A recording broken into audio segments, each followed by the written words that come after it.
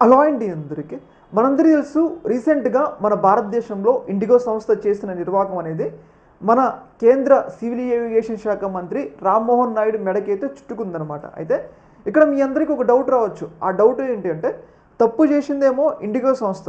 కానీ అందరూ రాజీనామా డిమాండ్ చేస్తుంది. అందరూ కూడా తప్పు తెలుస్తుంది ఎవరు అంటే సివిల్ ఏవియేషన్ శాఖ మంత్రి రామ్మోహన్ నాయుడు మీద తప్పు తెలుస్తున్నారన్నమాట. అయితే ఎందుకు మరి ఈయన టార్గెట్ అయ్యారంటే దీని వెనక ఒక ప్రధాన కారణం ఉందన్నమాట. ఆ కారణం ఏంటి అంటే ఒక 1 ఇయర్ క్రితం మన భారతదేశంలో విమాన ప్రయాణ సేఫ్టీని మెరుగుపరచడం కోసం కొన్ని రూల్స్ని డీజీసీఏ మన భారతదేశంలో విమాన సంస్థలను ఆపరేట్ చేస్తే డీజీసీఏ రూల్స్ తీసుకొచ్చింది. అంటే ఇప్పుడు ఎవరెవరైతే పైలట్లు ఉన్నారో వాళ్ళ యొక్క ఆరోగ్యాన్ని దృష్టిలో పెట్టుకోవాలి. అలాగే ప్రజల యొక్క ప్రయాణ రక్షణ, అంటే ఇప్పుడు యాక్సిడెంట్లు అవన్నీ అవుతాయి కదా, ఎందుకంటే పైలట్లు సరిగ్గా మెంటల్గా ఫిట్ లేకపోవడం వల్ల యాక్సిడెంట్ అవుతాయి. కాబట్టి విమాన సంస్థలు ఇప్పుడున్న పైలట్ల కన్నా ఇంకా ఎక్కువ మందిని పెంచుకోవాలి, రిక్రూట్ చేసుకోవాలి అని చెప్పేసి రూల్స్ తీసుకొచ్చిందనమాట. రూల్స్ తీసుకొచ్చారు అన్ని సంస్థలు. ఒక ఇండిగో తప్పితే మిగతా అన్ని ఏరోప్లేన్ సంస్థలు ఈ రూల్స్ ఫాలో అయినాయి.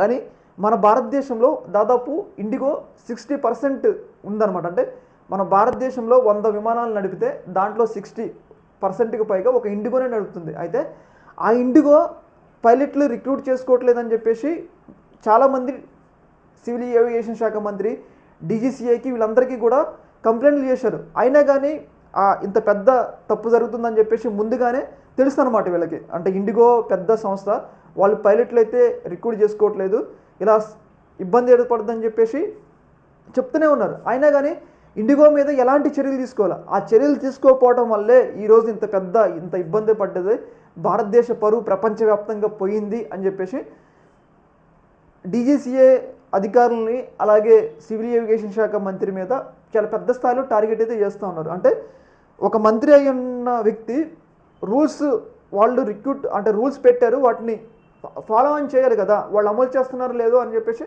ఫాలో ఆన్ చేయాలి.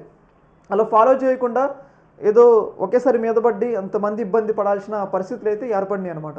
ఏదేమైనా కానీ ఒక లాజిక్ ఉంది. అంటే ఈయన రాజీనామా చేయాలంటానికి ఒక లాజిక్ అయితే ఉంది. మీరు రూల్స్ పెట్టినప్పుడు ఆ రూల్స్ వాళ్ళు అమలు చేస్తున్నారో లేదో కూడా తెలుసుకోవాల్సిన బాధ్యత మినిస్టర్ మీద ఉంటుంది. అలాగే దీని వెనుక మినిస్టర్ బాధ్యత ఎంత ఉందో సివిల్ ఏవియేషన్ అంటే డీజీసీఏ అధికారులు ఉంటారు కదా, అక్కడ డీజీసీఏ వాళ్ళు కూడా ఎప్పటికప్పుడు వాళ్ళు ఫాలో ఆన్ చేయాలన్నమాట. వాళ్ళు కూడా ఫాలో చేయలేదు కాబట్టి ఈయన రాజీనామా డిమాండ్కి అలాగే డీజీసీఏలో కొంతమంది అధికారుల మీద చర్యలు తీసుకోవాలని చెప్పేసి చాలా పెద్ద స్థాయిలో డిమాండ్లు అయితే వ్యక్తమవుతున్నాయి అనమాట.